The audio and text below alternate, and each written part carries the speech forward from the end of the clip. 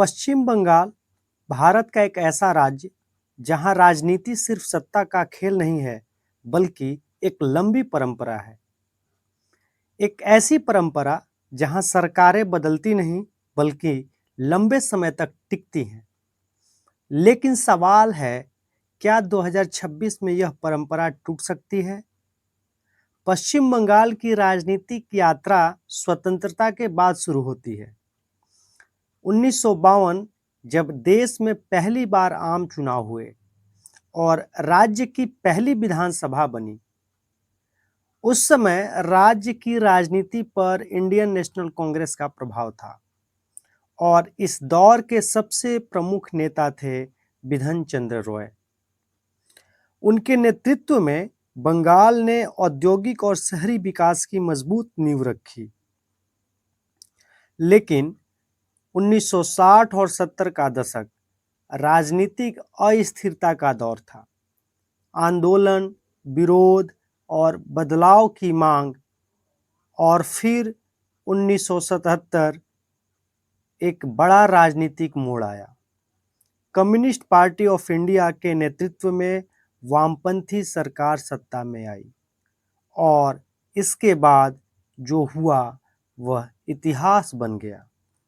लगातार 34 साल का शासन। इस दौर का सबसे बड़ा चेहरा ज्योति बासु थी, एक ऐसा नेतृत्व जिसने स्थिरता को प्राथमिकता दी। बंगाल ने एक बार फिर साबित किया, यहाँ सरकारें जल्दी नहीं बदलती, लेकिन हर लंबे दौर का अंत होता है। 2011 एक और बड़ा बदलाव। ममता बनर्जी, एक ऐसा नाम जिसने 34 साल पुराने शासन को समाप्त कर दिया। ऑल इंडिया तृणमूल कांग्रेस सत्ता में आई और तब से यह सरकार लगातार बनी हुई है। आज पश्चिम बंगाल की राजनीति मुख्य रूप से दो दलों के बीच केंद्रित है, all India Trinamool Congress, Bharatiya Janata party. पिछले चुनाव में विपक्ष की ताकत बढ़ती है, लेकिन सत्ता पक्ष की पकड़ अभी भी मजबूत मानी जाती है।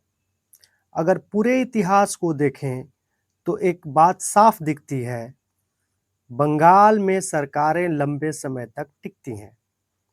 कांग्रेस, फिर वामपंथ और अब तृणमूल कांग्रेस। यह सिर्फ राजनीति नहीं, यह एक पैटर्न है। अब बात करते हैं 2026 की। क्या इस बार यह पैटर्न बदलेगा?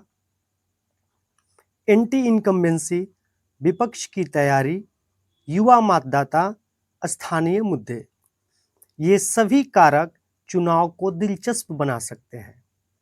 लेकिन इतिहास क्या कहता है? इतिहास कहता है बंगाल में बदलाव धीरे धीरे होता है, इसलिए अचानक सत्ता परिवर्तन आसान नहीं माना जाता। साल 1952 से शुरू हुई यह यात्रा आज 2026 के मोड़ पर खड़ी है। क्या परंपरा जारी रहेगी या बदलाव आएगा? यह निर्णय जनता का होगा।